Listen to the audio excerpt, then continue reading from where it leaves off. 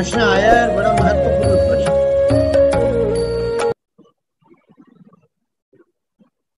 कि जैसे जीवन निर्वाह के लिए धन की आवश्यकता मालूम पड़ती है, ऐसे मनुष्य को भगवान प्राप्ति की आवश्यकता महसूस होना चाहिए, किंतु क्यों नहीं? उसमें साधक को अपने जीवन में विवाह करना चाहिए। एक कामना होती है और एक आवश्यकता होती है।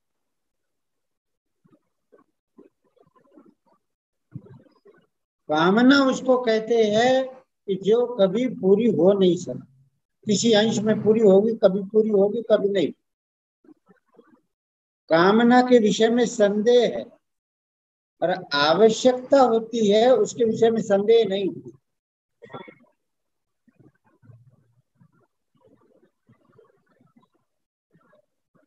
अब आपके सामने एक जीवन निर्वाह है और एक परमात्मा प्राप्ति है।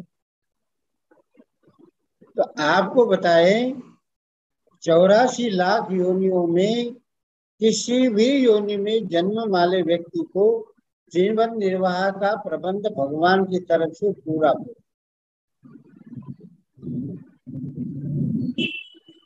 84 लाख योनियां है, और जीव किसी भी योनि में जाए तो उसके जीवन का निर्वाह का प्रबंध भगवान की ओर से है। एक बात मैं बड़ा जोर देकर कह रहा हूं, बड़ी महत्वपूर्ण बात है। आप विचार करके बताओ, बालक का जन्म पहले होता है कि दूध पहले पैदा होता है?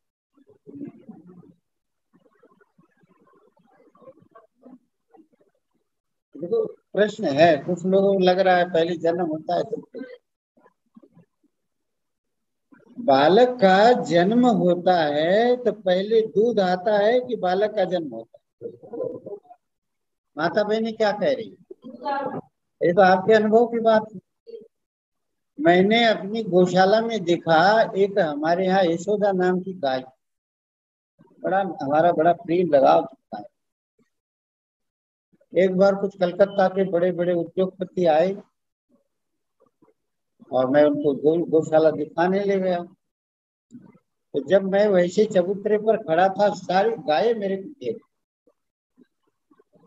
तो खेतान साहब ने कहा, ये तो अद्भुत, ऐसा हमने कभी दृश्य देखा नहीं। गायें मेरे को चारों तरफ से। एक बार मैं गौशाला के ऑफिस के बाहर कुर्सी डाल करके बैठा। मेरा स्वभाव क्या था कि गायें आने के पहले पहले मैं गौशाला जाता था, ताकि जंगल से लौटती हुई गाय देखने का दृश्य देखने के लिए। जैसे भागवत में दृश्य है, गाय चलती हुई आ रही है, भगवान आ रहे हैं, सखा आ रहे हैं। तो मैं कुर्सी डालकर बैठा तो गायें आई अपने अपने गोष्ठ में। एक छोटी सी बच्चिया लौट करके मेरे पास आई और कुर्सी से ऐसे करके मेरे को बुला रही। हमने सोचा ये बच्चिया क्या कर रही, मेरी समझ में नहीं। बाद में मालूम पड़ा उसके आंख में कचरा गया।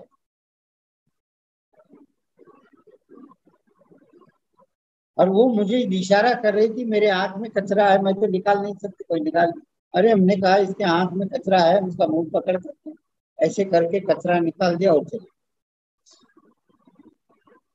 गायों का प्रेम आपको बता रहे। वो यशोदा नाम की गाय जा रही थी जंगल में, तो उसके स्तनों में से दूध झर रहा। तो मैंने चरवाहा को पूछा कि ये ब्याई है कि नहीं? बोले नहीं है, ब्याई नहीं है, तो दूध झर रहा था। बोले आज ब्याह जाए। तो 1-1.5 घंटे के बाद जंगल में जाकर ब्याह किया। आप जीवन निर्वाह की बात पूछते हो, तो आप विचार करो, दूध पहले आता है कि बालक पहले आता है? दूध पहले आता है। और जन्म लेने के पहले उसका पालन पोषण कैसे होता है? बालक जब गर्भ में रहता है तो उसका पालन पोषण किसके द्वारा होता है? माँ के द्वारा। माँ जो रस खाती है, वो नाल होता है ना, नाभि चक्र से लेकर ये नाभि का नाल होता है, वो माँ के से जुड़ा रहता है। तो वो क्या है कि माँ जो खाती है, आमाशय से क्या जुड़ा रहता है। मुझे शरीर विज्ञान का इतना ज्ञान नहीं है, कि बालक के नाभि से वो एक ऐसा नाल होता है जो माँ के रस ग्रंथियों से जुड़ा रहता है। कहाँ जुड़ता है ये अभी पता नहीं। तो माँ जो खाती है उसका जो रस बनता है वो बालक को पोषण होता है। जब माँ के गर्भ में जब सर्वथा असहाय थे तब भी हमारा पोषण हुआ, और बाहर आने के बाद जब तक दांत नहीं थे तब तक माँ के दूध से पालन पोषण हुआ कि नहीं? तो जीवन निर्वाह की चिंता करना सही है कि व्यर्थ है? हाँ?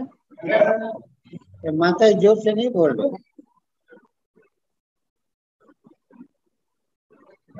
हैं? क्या? कल व्रत?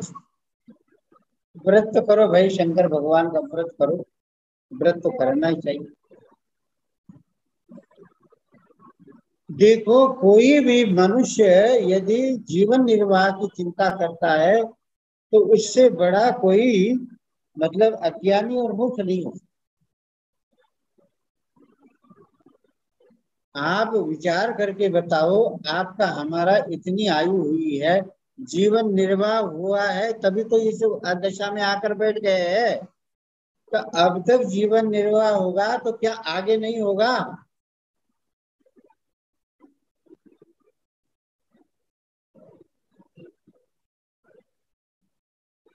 देखो, आपको पहले भूख लगती है तो भूख किसने दी है? हैं? भूख भगवान ने दी है। और जो भूख देगा क्या अन्न नहीं देगा? आप किसी को अन्न दे सकते हो किंतु भूख लगा सकते हो क्या? तो क्या है, जिसने भूख दी है वही भोजन की व्यवस्था करता है। हर एक प्राणी मात्र, जीव मात्र के भीतर जो है भगवान जो है पालन करते हैं, पोषण करते हैं। मात्र जीवों को भगवान पालन पोषण करते हैं। यदि सत्संग करने वाले भगवत विश्वासी आदमी को तो कभी जीवन निर्वाह के लिए चिंता ही नहीं करनी चाहिए।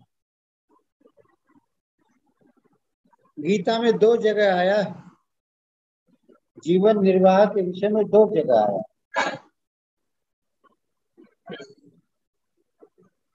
भगवान ने दूसरे अध्याय में कहा, अर्जुन तू निर्योग क्षेम आत्मा। कर्मयोग के विषय में भगवान ने कहा कि जो मात्र दूसरे की सेवा करता है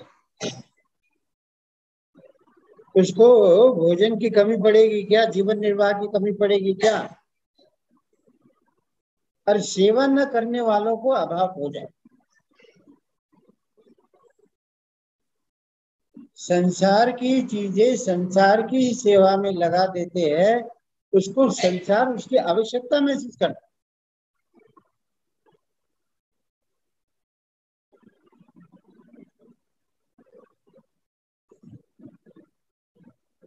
जीवन में अभाव किसको होता है ध्यान देना, जो दुरुपयोग करता है उसके जीवन में अभाव। जिसने पानी का दुरुपयोग किया है उसके जीवन में पानी का अभाव आता है, और जिसने अन्न का दुरुपयोग किया है उसके जीवन में अन्न का अभाव। आपके पास सामर्थ्य रहते हुए दूसरों को भोजन नहीं दिया, उसको भीख मांगने पर भी भीख नहीं। आपके पास भोजन सामग्री है, आपके दरवाजे पर कोई भूखा आया, आपने दी नहीं, तो उसका परिणाम ये होगा, उसका दंड आपको भोगना पड़ेगा। एक समय ऐसा आएगा आप भोजन के लिए तरसना।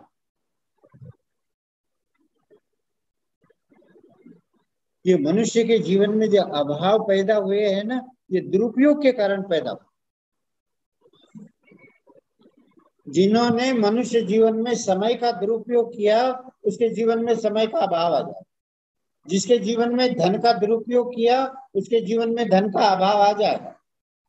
जिसने शक्ति का दुरुपयोग किया होगा तो निर्बल हो जाएगा। दुरुपयोग और सदुपयोग के आधार पर वस्तु मिला करती है। ये एक विज्ञान है। आप किसी चीज का दुरुपयोग करोगे तो आपको अभाव होगा, और सदुपयोग नहीं करोगे तो आपको रोना पड़ेगा। आज जो जीवन में, हमारे जीवन में किसी को कपड़े का अभाव दिखता है, किसी को अन्न का अभाव दिखता है, किसी को जल का अभाव दिखता है, किसी को आवश्यक वस्तुओं का अभाव दिखता है। उसका कारण क्या है? या तो उसने परिस्थिति का सदुपयोग नहीं किया अथवा दुरुपयोग।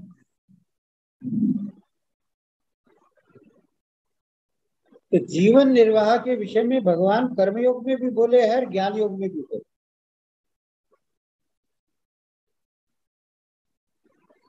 जो केवल मात्र जगत के कल्याण के लिए निष्काम भाव से मात्र जीवों का कल्याण करने की इच्छा रखता हो और संसार की सेवा करता हो, उसके जीवन में कभी अभाव होगा क्या? आज हो क्या रहा है? कर्मयोग के जीवन के अभाव आज क्या है? चाहे किसान हो, चाहे व्यापारी हो, चाहे कोई भी हो, केवल अपने अपने बारे में सोच रहा है। मेरा मेरा कैसे पूर्ति हो, मेरी आवश्यकता की पूर्ति। अपने बारे में सोचने के कारण सब दुख पाते।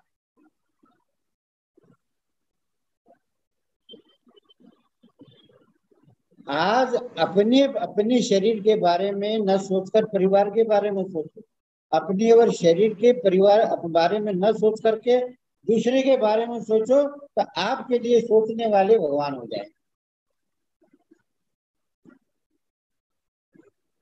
हाँ, सब अपने बारे में सोच रहे हैं।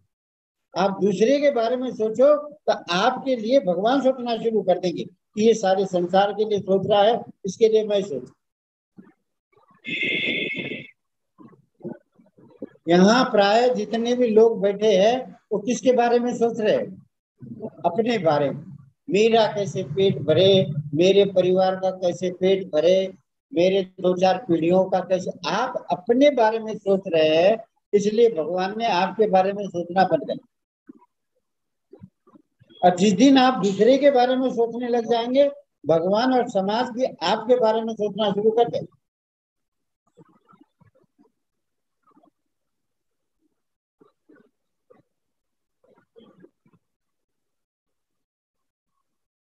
आपको एक दृष्टांत बता रहे हैं। मैंने कई बार सुनाया, है बड़े काम का। महाराज जी का हमने सुना कर्मयोग के विषय में, मेरे पर बड़ा प्रभाव। विचार करो कि 10 आदमी भूखे हैं। पहले दृष्टांत समझो, फिर उसका अर्थ आपको समझ में आएगा। और दृष्टांत ध्यान से नहीं सुनोगे तो फिर उसका परिणाम नहीं।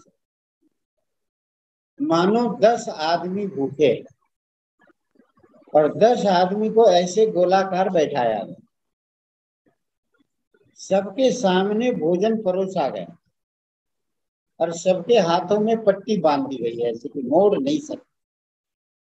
अब 10 आदमियों को भोजन करना है, वो भोजन कैसे करें? तो उदाहरण समझे कि नहीं? 10 आदमी बैठे हैं, थालियां परोसी हुई है, खीर पूरी हलवा बढ़िया बढ़िया पद, सब भूखे हैं, किंतु क्या किया है? हाथों में पट्टी बांधी। अब सबको खाना है, तो सब कैसे खाएंगे? वो उसके मुंह में उसको खिला दे, वो उसको खिला दे, वो उसको खिला दे, वो उसको खिला दे, वो उसको खिला दे, तो सबका सबका पेट भर जाएगा कि नहीं भर जाएगा? और सब कहे हम खा ले, हम खा ले, तो किसी को भी कुछ नहीं मिलेगा। ये महाराज जी को सोच का दृष्टांत है। आज आपके हमारे सामने सब धन रुपया पैसा गाड़ी घोड़ा सारा लगा हुआ है, तो आप लोग क्या समझते हैं? ये मेरी गाड़ी है, मेरे लिए ही है, ये मेरे पास धन राशि है, ये केवल मेरे लिए है, मेरे परिवार के लिए, मेरे लिए। उसका परिणाम क्या है? आपके तो काम आ नहीं रहा है और दूसरे देख देख करके तरस रहे हैं, और आपको भी काम नहीं आ रहा है, लोग भी तरस तरस कर रहे हैं।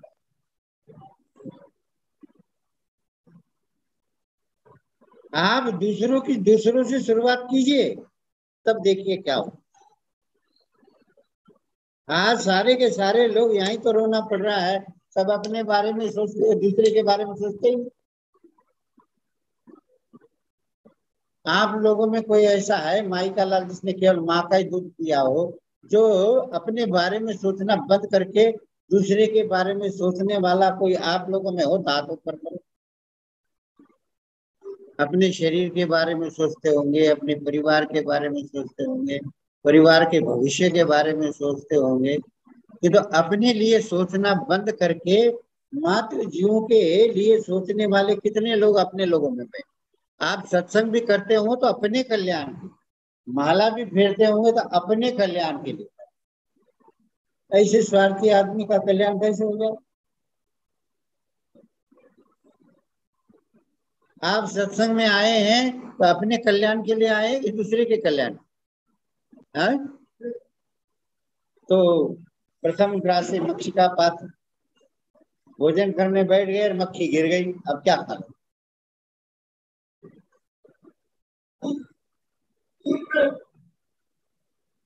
ये जीवन निर्वाह का प्रश्न तभी मनुष्य के जीवन में आता है कि मनुष्य केवल सारे संसार से तो सहयोग लेता है किंतु तो अपने ही परिवार के बारे में सोचता है, अपने ही बारे में सोचता है। और जब से इसने अपने बारे में सोचना शुरू कर दिया, तब से इसके जीवन में लाखों करोड़ों रुपया होकर के भी अभाव।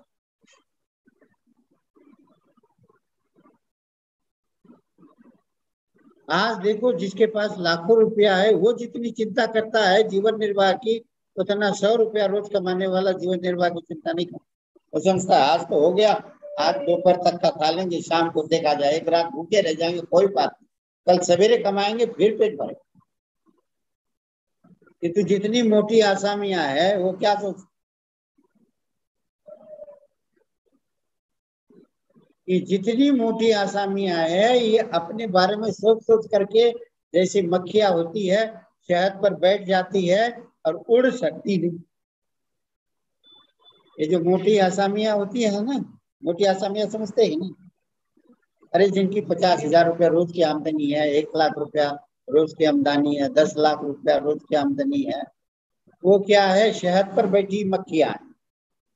मक्खी शहद पर बैठ जाती है तो क्या होता है, उनके पंख में शहद लग जाता है। वो उड़ना चाहे तो उड़ सकती है क्या? क्या होता है, इसी में चटपटियाहट करके मत। हम लोग भी क्या है, शहद पर बैठी हुई मक्खियां है, पंखों में शहद लग गया, चिपक गया, अब फड़फड़ाती है, उड़ नहीं पाती है, इसलिए वहीं शहद पर बैठी बैठी मर जाती। और जो रोज मामूल मजदूरी करने वाले आदमी क्या है, वो गुड़ पर बैठी हुई मक्खियां है, गुड़ खा लेती है उड़ जाती। और शहद की मक्खियां उड़ सकती है कि गुड़ वाली मक्खियां उड़ सकती? गुड़ वाली उड़ जाए और शहद वाली चिपक जाए। ये पता नहीं गुड़ वाली है कि शहद वाली है। ये गलती से आगे कन्हैयालाल की बहन है,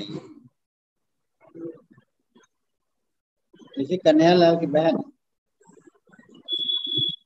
ये तो प्राय सवेरे आती नहीं, आज पता नहीं आ गई,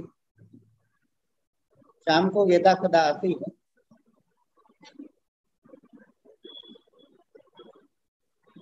अरे भाई, साधक यदि हो, भगवान पर विश्वास हो, तो किसी भी विषय में आपको चिंता भय शोक करने की जरूरत ही नहीं।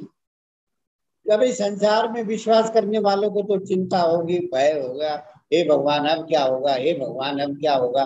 संसारी लोग होंगे तो उनको तो भाई चिंता भय शोक सता है।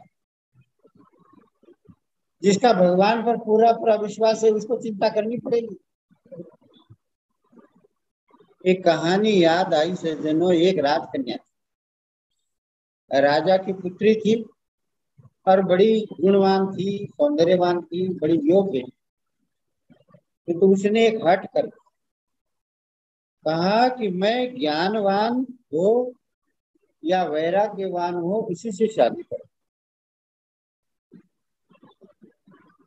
कोई राजकुमार है उसकी शादी नहीं करूंगी, उसका भोगों का कीड़ा है, मेरे को भोगों में लगा देगा। उसको बचपन से ही वैराग्य हो और दिन रात सत्संग भजन ध्यान में लीन रहती थी। जब बड़ी हो गई तो पिता को चिंता हुई, बेटा तुम्हारा ब्याह। बोले पिताजी मेरे अनुरूप वर ढूंढिए। बोले ज्ञानवान होगा, वैराग्यवान होगा या भगवान का प्रेमी होगा, उसी से मेरा ब्याह करा देना। जो भोगों का कीड़ा होगा, वो चाहे कितना भी धन संपन्न हो, उससे आप मेरा विवाह मत। राजा ने विचार किया, भाई राजकुमारी को ज्ञानवान और वैराग्यवान कहाँ से लाए? अरे जो ज्ञानवान वैराग्यवान होगा वो विवाह करेगा, वैराग्यवान कभी विवाह करेगा? आप लोग वैराग्यवान थे तभी विवाह किए कि ज्ञानवान थे क्या अज्ञानी थे तब विवाह?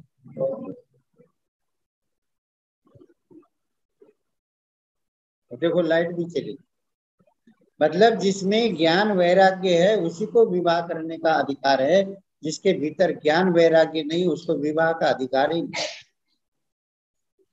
ब्रह्मचर्य का जो प्रथम अवस्था है हमारे वर्णाश्रम की, ब्रह्मचर्य से जब तक साधक निष्काम नहीं होता है तब तक उसको गृहस्थाश्रम में जाने का अधिकार नहीं है।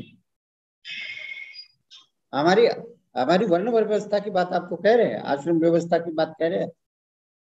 पहले वेद के वेदांग का अध्ययन हो, सारे शास्त्रों का अध्ययन हो, सारे जीवन का जीने की कला आ जाए, ऐसा ब्रह्मचर्य का पालन करने वाला गृहस्थ में जाने का अधिकारी। आजकल अपने समाज में क्या है, जो किसी के योग्य नहीं होता है वो विवाह के योग्य। लंगड़ा लूला अयोग्य पियक्कड़ जितना खंजन हो खंज हो कोई सा भी हो, वो उसका विवाह माता पिता करते। तो उस कन्या ने कहा कि मेरा विवाह किसी ज्ञान वैराग्यवान अथवा भगवान के भक्त से कराए।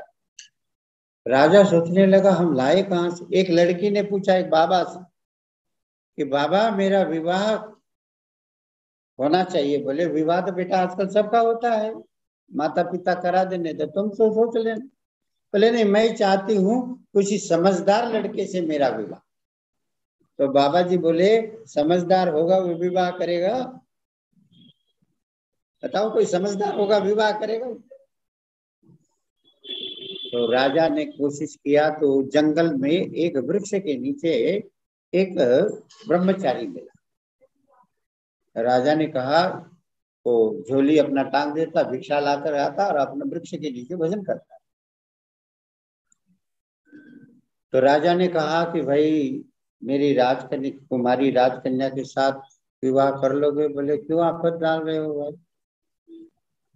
बोले नहीं, आपके लिए क्या फर्क पड़ता है चाहे आप गृहस्थ में रहो, किंतु मेरी कन्या आपके जैसा ही वर ढूंढ रही है।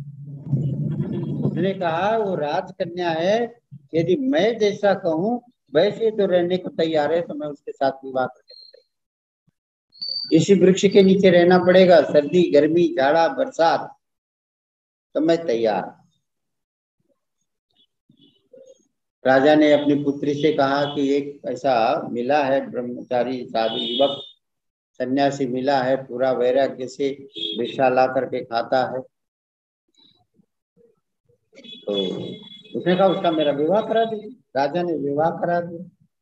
पहले दिन वो लड़की उस वृक्ष के नीचे झाड़ू लगा करके और अपना बिछा करके जैसे वैराग्य से रहने लगे, अपना भजन में तल्लीन हो। उसको योग्य वर, वो उसी तरह से योग्य वर चाहिए। उसने सोचा कि राजकुमार होता तो गाजे बाजे क्या क्या होता, नौकर दासी। यहाँ अपना उसने थोड़ा साफ कर दिया और उसमें आसन बिछा दिया उसका और अपने बैठी भगवान के भजन में लीन। उसने कहा ये तो वास्तव में भगवान के भजन में। भिक्षा का समय हो गया, उसने झोली उठाया और गया भिक्षा। संयोग से उस दिन भिक्षा ज्यादा में, पहले एक की आवश्यकता थी, भगवान ने दो के लिए ज्यादा। तो भिक्षा लेकर के आई, बोली देवी भिक्षा कर लो। बोले मैं एक टाइम ही खाती, आज कन्या होकर एक ही टाइम खा, तो आप भोजन कर लो। मैं मध्याह्न 3-4 बजे के बाद एक टाइम खाती हूँ, चाहे दिन का भी काम हो जाए रात का भी काम हो जाए, मैं एक ही टाइम आप खा। तो वो अपना भिक्षा ला करके अपना भोजन करके फिर अपना ध्यान भजन में बैठ। उसने जो बचा हुआ भोजन था वो पेड़ के नीचे टांग दिया, उस फोडर में रख दिया। भोजन करके बैठे तो बाद में सायंकाल में उठ के बोले बोले ये इसमें क्या रखा है? बोले रात के लिए भिक्षा है, कल सवेरे के लिए भिक्षा। अब लगी रोने। उन्होंने कहा अरे मैंने आपके पिता से कहा था, तुम तो रोना शुरू कर दी एक दिन पहले। मैं उसके लिए नहीं रो रही हूँ। मेरे पिता ने कैसा मेरे को वर ढूंढ लिया जिसको कल पर विश्वास नहीं है कि जैसे आज भगवान ने दिया पता नहीं कल देगा तुम। तो उसको समझ में आया कि वास्तव में भगवान की प्रेमी है और भगवान पर विश्वास। अरे जिसको भगवान पर विश्वास नहीं उसके जीवन में तो सारी चिंता के सिवा और कुछ है ही नहीं। बताओ, जिसका भगवान पर पूरा विश्वास है उसको कभी चिंता करने की जरूरत है? आपको रहस्य की बात बताएं, जिसका भगवान पर विश्वास पूरा पूरा है भगवान हरदम उसके साथ है।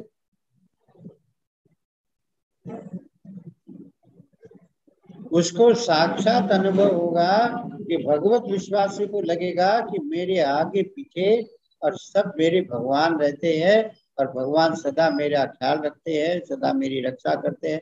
पूर्ण भगवत विश्वासी को भगवान सदा अपने साथ, सोते जागते खाते पीते हर समय उसको ऐसा लगता है कि भगवान सदा मेरे साथ में है। एक क्षण भी उसको भगवान का वियोग का अनुभव नहीं।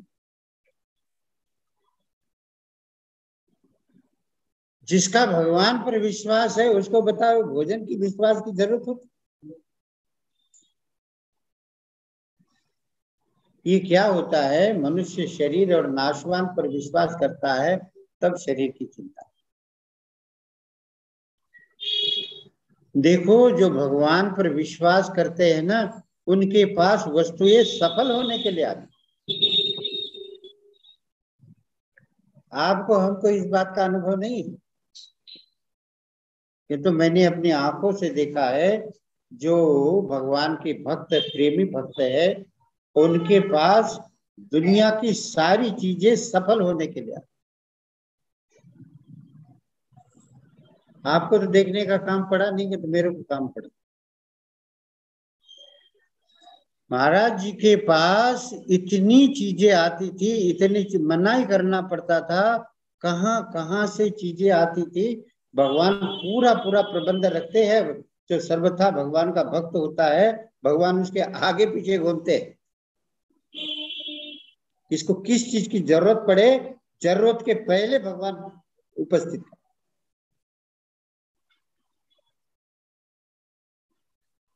तो सज्जनों, इस प्रश्न के उत्तर में सबसे पहले अपना विश्वास ऐसा जमाओ भगवान पर कि सारा विश्वास सब कर ममता ताग बटोरी मम पद बनहि बांध बट। सारे संसार का विश्वास हटा करके एक भगवान में लगा दो, आपको स्वप्न में भी किसी प्रकार का अभाव नहीं घटे।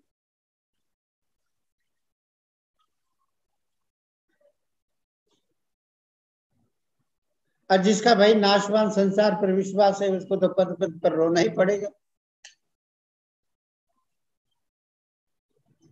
भगवान दो जगह निर्योग क्षेम आत्मवान और योग क्षेम वहाम्यम, दो जगह भगवान बोलते।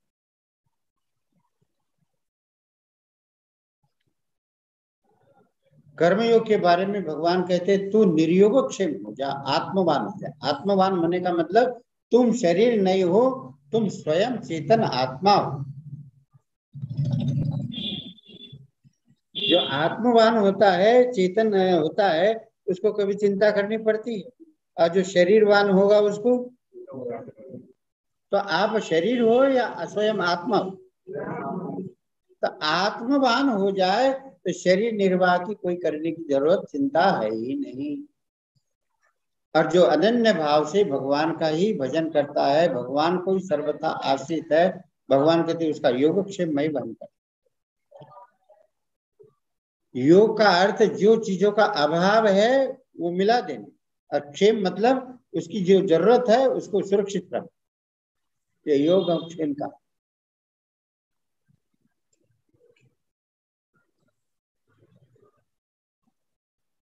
अनन्या चिंतयन्तो माम ये जना पर्युपासते तेषां नित्याभियुक्तानां योगक्षेमम्। आप केवल अनन्य भाव से भगवान के भजन में तल्लीन होकर लग जाओ, तब देखो भगवान कैसा योग संबंध। एक बनारस में एक संत हुए, शिवराम किंकर जी, योग त्रयानंद जी नाम था। बनारस में एक संत हुए शिवराम किंकर, योग त्रयानंद। उनकी पुस्तकें मैंने देखी, बड़ी कठिन पुस्तकें थी, इसलिए बहुत ज्यादा स्वाध्याय नहीं किया, तो बड़े मतलब बड़े उच्च कोटि के भक्त थे शंकर भगवान।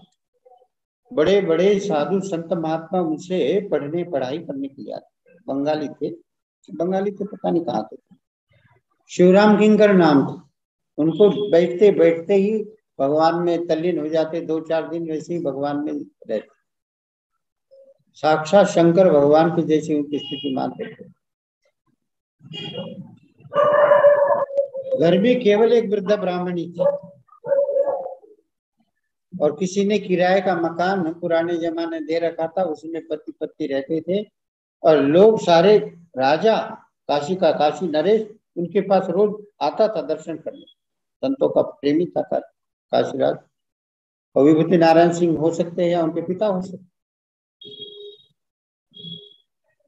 एक बार उनके घर में 4 दिन के लिए अन्न ही नहीं, निष्प्रिय रहते। भजन, पत्नी भी भजन करती, वो भी अपने कमरे में भजन करते, और कभी समाधिस्थ हो जाते, कभी तल्लीन रहते। पत्नी भी अपनी माला फेरती थी, भगवान में लगे रहते। अब चिंता कौन करे? भोजन पानी की तो भगवान को चिंता हो। तो भगवान काशी शंकर भगवान ने कलकत्ता के एक धनी आदमी जो उनके पास आता था, कभी कभी आता था, सपने में उनको कहा कि अरे मेरा भक्त शिवराम जो है 4 दिन से भूखा है, कुछ करोगे कि नहीं करोगे? बोले महाराज करेंगे। सपने में भगवान शंकर ने वृद्ध ब्राह्मण का वेश धारण कहा कि तुम शिवराम किंकर का जो है ख्याल रखो, 4 दिन से भूखे है पति पत्नी।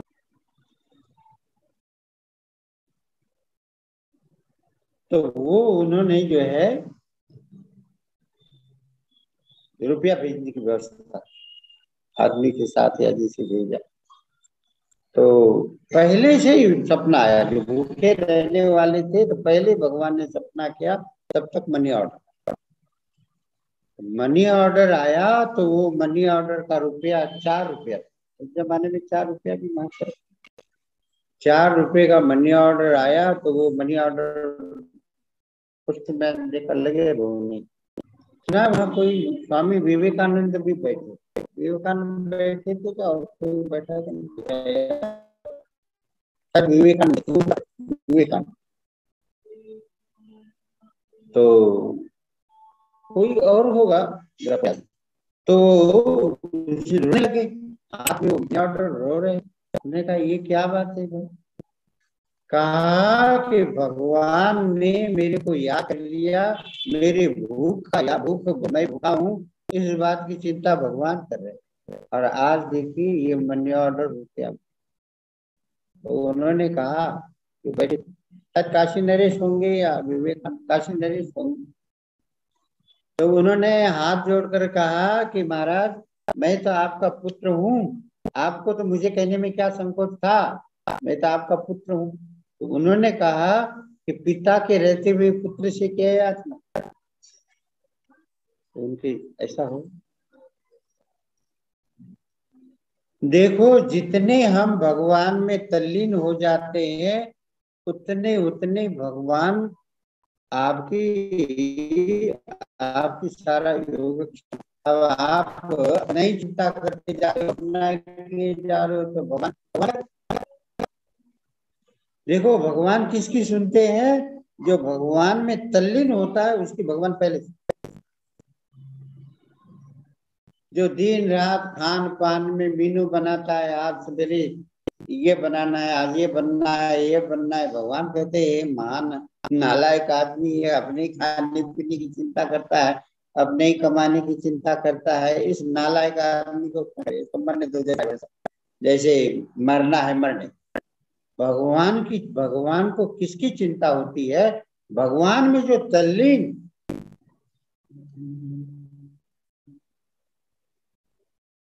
उसको अपने शरीर की चिंता नहीं, अपने घर की चिंता नहीं, भोजन की चिंता नहीं। भोजन की चिंता जो करता है उसको तो भोजन के लिए खुद को प्रयास करना है, और जो अपने भोजन की चिंता नहीं करता है उसको किसको प्रयास करना है? भगवान को। तो क्या है कि जो भगवत विश्वासी लोग होते हैं ना, वो भगवान में ही तल्लीन हो जाओ आप। जितना आप भगवान में तल्लीन हो जाओगे उतना उतना जो है आपका प्रेम बढ़ता जाएगा। अब प्रेमी को फिर किसी चीज की चिंता नहीं। अपने योगक्षेम की चिंता कौन कर?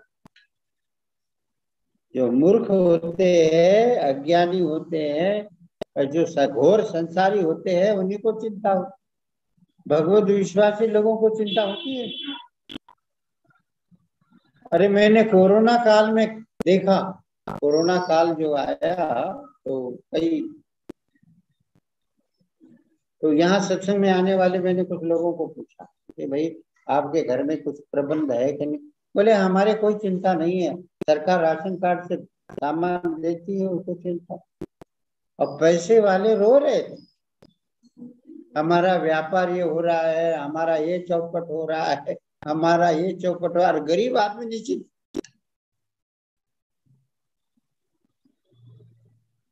क्योंकि गरीब आदमी का विश्वास भगवान पर होता है, और पैसे वालों का विश्वास किस पर होता है? पैसे।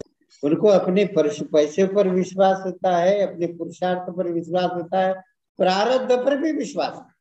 इतनी धोखाधड़ी। तो सज्जनों, आपको योगक्षेम की चिंता करना पड़े। सत्संग में आने वाले लोग भी यदि योगक्षेम की चिंता करें तो ये बातें किसको कही जाए?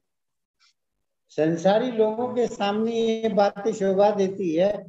सत्संग करने वाले लोग अपने जीवन निर्वाह की चिंता करते हैं, इससे बढ़कर और कोई आश्चर्य हो सकता है क्या? मेरे लिए तो इससे बढ़कर कोई आश्चर्य नहीं।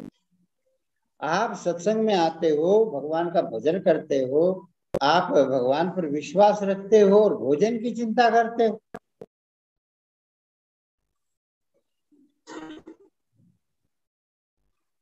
वही भगवत विश्वासी को कभी भी चिंता चिंतन नहीं होता है। वो तो तल्लीनता पूर्वक भगवान में लगा रहता है। जो भगवान में लगा रहता है और भगवान उसमें उतरा, भगवान उसके आगे पीछे घूमते रहते। कबीर जी महाराज के बारे में हमने सुना, कबीर जी महाराज पीछे पीछे हरि चले कहत कबीर। कबीर जी महाराज से चलते थे तो उनके पीछे पीछे कौन चलते थे? भगवान चलते थे। कह रहे कभी कभी तो ले ले, तो ले ले, तो ले। हाँ, मन जैसे निर्मय भया जैसे गंगा नीर, पीछे पीछे हरि चले कहत कबीर। अरे मन को निर्मल बनाओ, अपने को शुद्ध निर्मल बनाओ, अपने को भगवान का भक्त बनाओ, तो भगवान का भक्त बन जाओ। तो भक्त को ना अपनी चिंता होती है ना किसी की चिंता नहीं। भाई भक्त बन जाओ तो भगवान योगक्षेम करने को तैयार, और सेवा करने वाले कर्मयोगी बन जाओ तो सारा संसार मिलकर के आपकी सेवा में लगे। किंतु आप संसारी बनकर के जीवोगे तब मक्खी जैसे, भूत प्रेतों जैसे एकदम प्यासे भूखे मरेंगे। ये धनी लोगों को मैंने देखा है, एक तो उनको भूख नहीं लगती है और समय पर भोजन शायद ही नहीं, क्योंकि इनका भोजन का समय होता है महिलाओं का मार्केट करने का समय। कहते हैं फ्रीज में रखा है खा लेना। धनी लोगों की जैसी दुर्दशा है मैंने गरीबों की नहीं देखी।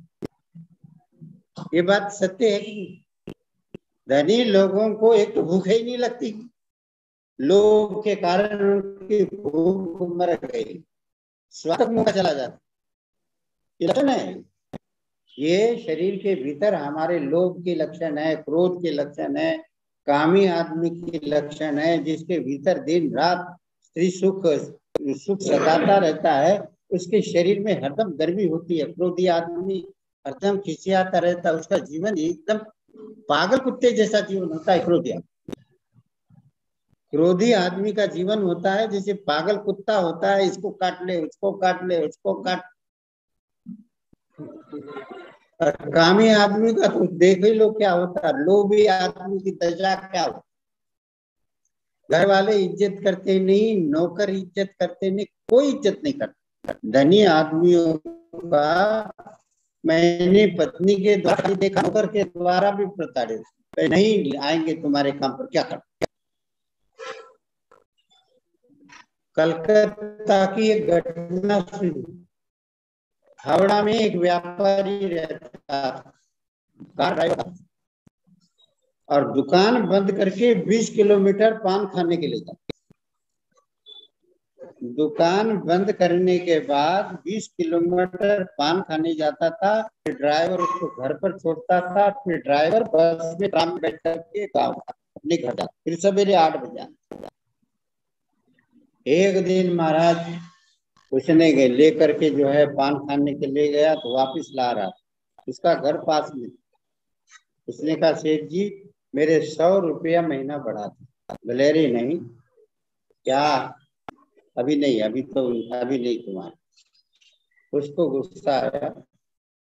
उसने कहा आप पान खाकर थूकते हो, महीने में पान खाकर थूकते हो तो 500 रुपया या 1000 रुपया पान खाकर थूकते हो, थूकने के लिए तुम्हारे। और मेरे जैसे गरीब, मैं रात दिन सेवा में रहता हूँ, आप मेरे 100 रुपया नहीं बढ़ा सकते। ये गाड़ी की चाबी आप। उतर गया महाराज, कहा मैं तो पैदल जाऊंगा, दोबारा तुम्हारा मुझे। अरे बोले 100 नहीं, तुम्हारा 1000 रुपया। बोले तुम्हारे तुम्हारे जैसे आदमी का मुंह नहीं देखते। धनी आदमी धन के पीछे गुलाम, धन के गुलामों की क्या दशा।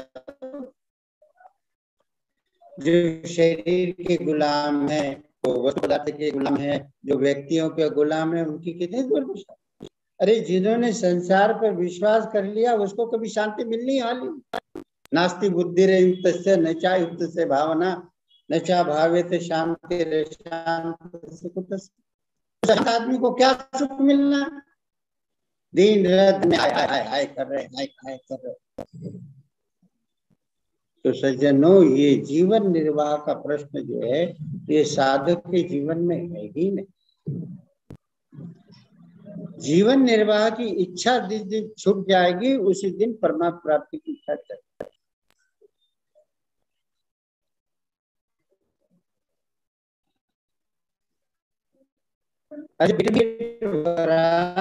तो क्या ये तो मनुष्य ऐसा असहाय हो गया, भगवान के रहते हुए चिंता कर। कल्प वृक्ष के नीचे बैठ करके कोई चिंता करे तो कल्प वृक्ष क्या करेगा। भगवान का विश्वास कल्पतरु है कि तो भगवान विश्वास को क्या किसी। और जो बबूल के पेड़ के नीचे बैठेगा उसको क्या मिलना है। इधर प्रभु का विश्वास है, कल्पतरु है। बबूल पत्ते झड़ जाते हैं तो धूप ही धूप, डालियां गिर जाती है तो काटे, कलियां गिर जाती है, बकरी के भले काम आ जाए आदमी।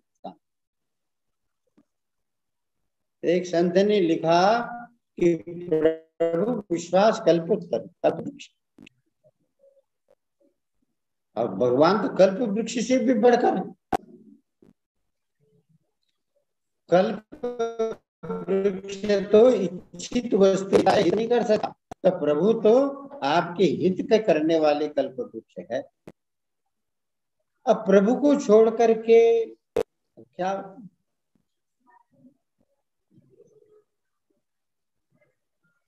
कामधेनु को बेचकर कुतिया पाल लो।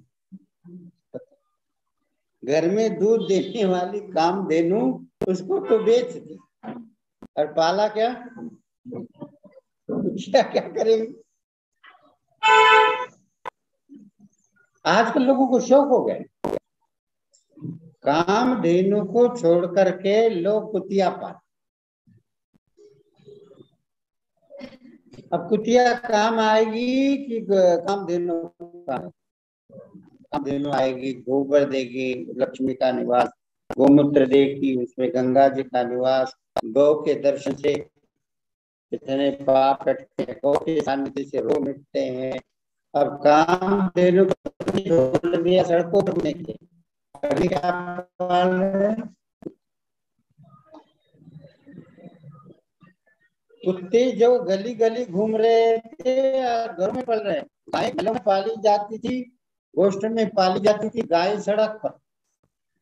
ब्याह शादी में महिलाएं भोजन बनाती थी, घर में बनाती, और बाराती लोग खाते। अब क्या है, बारात में नाचने के लिए उधर लाए जाते थे पैसा दे करके, अब नाचने वाले घर में पैदा हो गए, भोजन बनाने वाले बाहर के। वो समाज क्या दशा? लोग छोटे थे, सबके घरों में 1-1 किलो 2-2 किलो आटा दिया जा रहा, रोटी बनाओ, पूरी बना कर भेज दो, सब मिलकर के महिलाएं भोजन बना। आजकल भोजन कौन बनाता है?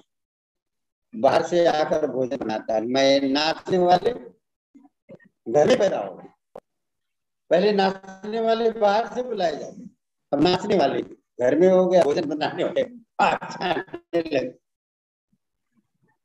तो भाई सारी उल्टी उल्टी बातें कर रहे हो तो कैसे जीवन में शांति? सारा उल्टा उल्टा हो रहा है। पहले बारात लड़के की बारात जाती थी, लड़की अब लड़की शांति कहाँ से मिले? पहले घरों में विवाह होते थे, मंगल वास्तु का पूजन होता था, देवताओं का पूजन होता था, सबका पूजन होता था, मंडप हरे हरे सजाए जाते थे, घर पवित्र होते थे, विवाह संसार था। कितना खर्चा बचता था। मैरिज हॉल का 1 लाख रुपया 2 लाख रुपया रोज का था, खाने पीने। घर पवित्र होते थे, वेदी यज्ञ के द्वारा कान अनुसार होता था, लोग आते थे। अब क्या होगा, जन्म हो रहा है अस्पताल में, शादी हो रही है मैरिज हॉल में, तो आखिर में मर जन्मों में पहले लोग घर में जन्म, विवाह भी घर में होता था। मत कहाँ थी तो अब जब अस्पताल में ही जन्म हो रहा है तो मरेंगे कहाँ? अस्पताल में। ये क्या हो रहा है सज्जनों, इस समय भोग और संग्रहवादी दृष्टि होने के कारण आज जो है सही मार्ग पर चलने में लोगों को कठिनाइयां आ रही। अब बड़े आश्चर्य की बात है कि साधकों को परमात्मा प्राप्ति की चिंता न होकर के भोजन की चिंता।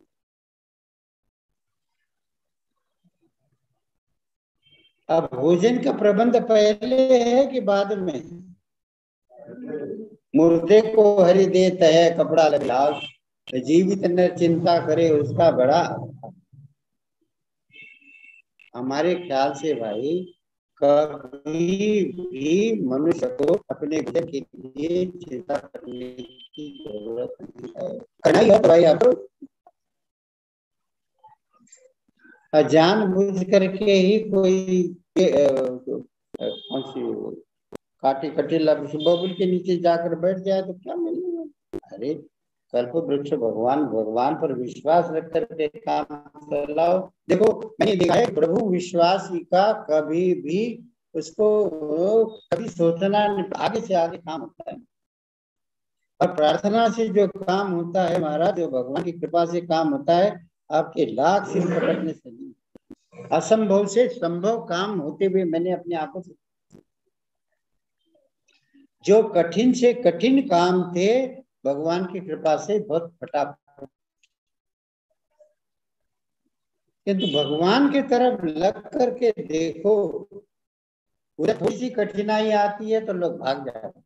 और संसार की इतनी कठिनाई करके भी संसार में लोग 3 वर्ष से लोगों का व्यापार नहीं चल रहा है, बट्टा बैठ रहा है, फिर भी आशा से चलता है चलता है।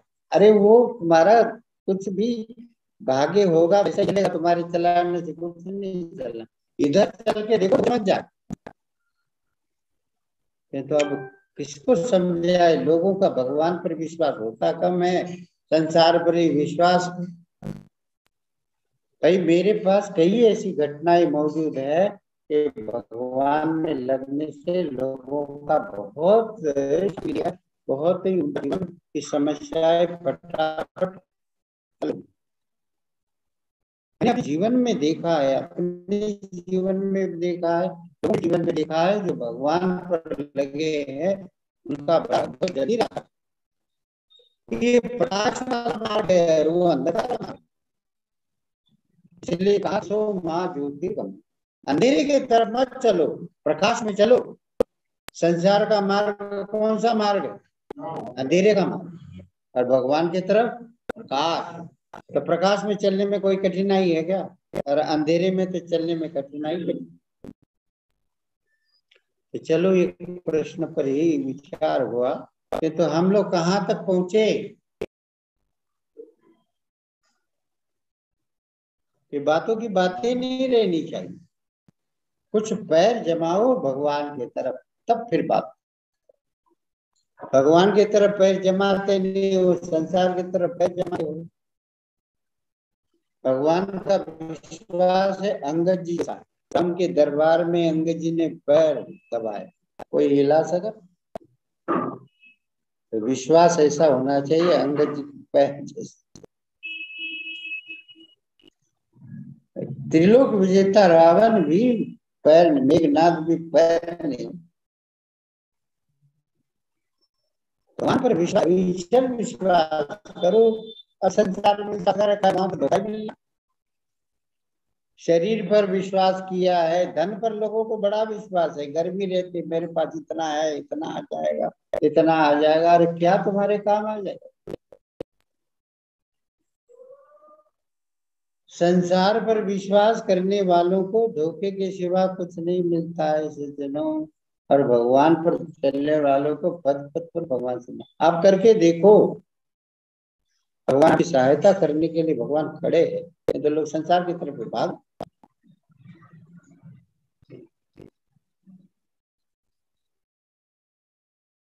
अब इसमें कोई प्रश्न हो, जिज्ञासा हो तो विश्वास करने लायक कौन है बताओ? है भगवान ही विश्वास करने लायक। बिगड़े ना सुने राम, तुलसी सीता राम कहूँ दृढ़ राखो विश्वास, कबू बिगड़े नहीं सुने राम। जो भगवान के दास है कभी बिगड़े सुने, कभी उनका वो हो। तो भाई इधर बड़ा आनंद है, बड़ी शांति है, इधर बड़ी शांति, बड़े लोग आपके साथ नहीं करेंगे। संसार विश्वास करने वालों को, भगवान की तरफ चलने वालों को किसी को विश्वास करना। विश्वास एक ऐसी कीमती चीज है सज्जनों, संसार में तो बिल्कुल नहीं रखनी चाहिए। सारी संसार की पता है भगवान। शरीर पर विश्वास मत करो, अपने पुरुषार्थ पर विश्वास मत करो, भगवान पर विश्वास, किसी पर विश्वास करने लायक, विश्वास करने लायक है तो केवल भगवान। नारायण नारायण, जय सीताराम सीताराम सीताराम, जय सीताराम।